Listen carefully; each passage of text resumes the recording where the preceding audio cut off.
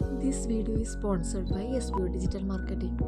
Skip பண்ணாதீங்க, பெரிய தப்பு. தினம் 300 ரூபாய் சம்பாதிக்க அரிய வாய்ப்பு. இன்ஸ்டாகிராம், ஃபேஸ்புக் பயன்படுத்த தெரிந்தால் போதும் content post and content publishing மூலமா தினம் 300 ரூபாய் சம்பாதிக்கலாம். இந்த வேலை செய்ய 5 நிமிடம் போதும். Work training support, group communication support, all language customer live chat support, முக்கியமா சொந்தமா ஒரு பிசினஸ் ஸ்டார்ட் பண்ற அளவுக்கு உங்களால கற்றுக்கொள்ளவும் முடியும், சம்பாதிக்கவும் முடியும். இந்த வேலை வாய்ப்பு வழங்குவது 5 வருடத்திற்கு மேல ரன் ஆகிட்டு இருக்க நம்ம தமிழ்நாட்டு company school of business organisation private limited. மேலும் விவரங்களுக்கு டிஸ்கிரிப்ஷன்ல கொடுத்திருக்க நம்பருக்கு வாட்ஸ்அப் பண்ணுங்க.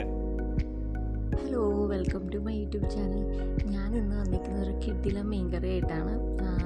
മലബാർ സ്റ്റൈലിൽ, അതായത് വടക്കൻ സ്റ്റൈലിലുള്ളൊരു മുളകിട്ട കറി. തെക്കോട്ടും വടക്കോട്ടും ഒക്കെ ഓരോ വിധത്തിലാണല്ലോ കറി ഉണ്ടാക്കുന്നത്. അപ്പോൾ ഇത് വടക്കൻ സ്റ്റൈലിലുള്ളൊരു മുളകിട്ട കറിയാണ്.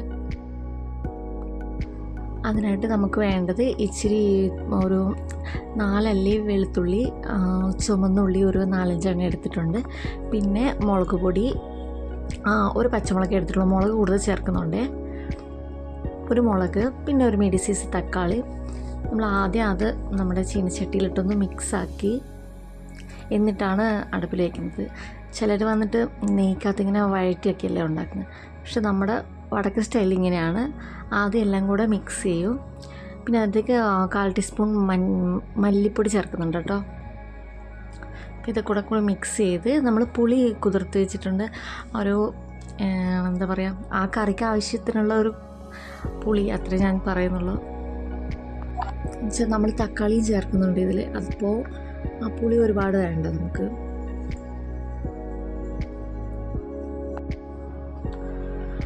വെള്ളം ഞാൻ കുറച്ച് കൂടുതൽ ചേർക്കുന്നുണ്ട്. എന്ന് വെച്ചാൽ നമുക്കിത് വറ്റി വരുമ്പോഴാണ് അതിൻ്റെ ആ ടെക്സ്ചർ കിട്ടുന്നത്.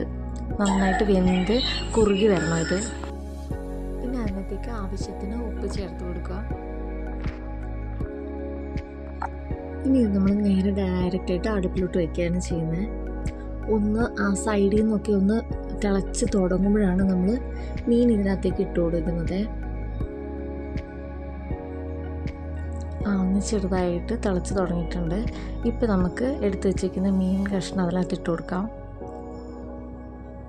ഞാൻ മീൻ കഷ്ണം കുറച്ചേ ഇട്ടിട്ടുള്ളൂ. എന്നുവെച്ചാൽ ബാക്കിയൊക്കെ ഇവർക്ക് പൊരിച്ചിട്ടാണ് വേണ്ടത്. അതുകൊണ്ട് ഞാൻ ഇത്രയും മീൻ എടുക്കുന്നുള്ളൂ. ഇത് ഇച്ചിരി അത്യാവശ്യം എരിവുണ്ട് ഇതിന്. നമ്മുടെ പിരിയമുളകല്ല എടുക്കുന്നത്, സാധാരണ മുളക് പൊടിയാണ് ഞാൻ എടുത്തേക്കുന്നത്. പിരിയമുളക് പൊടി എടുത്തെങ്കിൽ നമുക്ക് കുറച്ചുകൂടെ കളറും കിട്ടും, എരിവ് കുറവായിരിക്കും. നമ്മൾ സാധാരണ മുളക് പൊടി എടുത്തേക്കുന്നത്. എൻ്റെ ഒരു ആകെയുള്ളൊരു ചട്ടിയാണ് കുറച്ച് ദിവസം മുന്നേ പൊട്ടിപ്പോയത്. അപ്പോൾ പിന്നെ ഞാൻ ഈ ചീനച്ചട്ടിയിൽ തന്നെയാണ് മീൻകറി ഉണ്ടാക്കുന്നത്. എൻ്റെ കയ്യിൽ ഇപ്പോൾ ചട്ടിയില്ല തൽക്കാലം. നമ്മുടെ മീൻകറി ഏകദേശം വേവാറാകുമ്പോഴത്തേക്കും നമുക്ക് ഈ കറിവേപ്പിലയും കൂടെ ഒന്ന് ഇട്ട് നോക്കാം. അതിൽ ഫ്ലേവർ അതിനകത്ത് ഇറങ്ങി നല്ല ടേസ്റ്റാണ്. ചട്ടിയാണെങ്കിൽ നമുക്കിങ്ങനെ കറക്കി കൊടുക്കായിരുന്നു. ഇതിപ്പോൾ സ്പൂണ് വെച്ച് ഇങ്ങനെ ഇളക്കേണ്ട അവസ്ഥയാണ്. സ്പൂൺ വെച്ച് അതിലേക്കാണ് കുഴപ്പമില്ല. ചെറിയ മീനൊക്കെ ആണെങ്കിൽ പൊടിഞ്ഞു പോകും.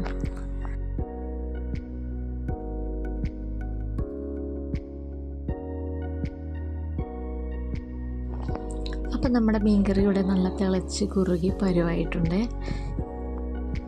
ഇനി നമുക്ക് ഫ്ലെയിം ഓഫ് ചെയ്യാം.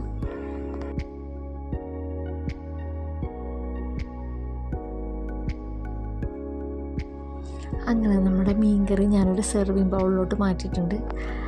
ഇതാണ് നമ്മുടെ ഫൈനൽ ഔട്ട്പുട്ട്, നമ്മുടെ മീൻകറിയുടേത്.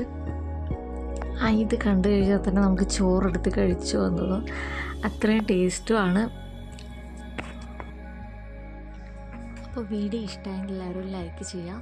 അടുത്ത വീഡിയോയിൽ നല്ല റെസിപ്പി ആയിട്ട് വരാം.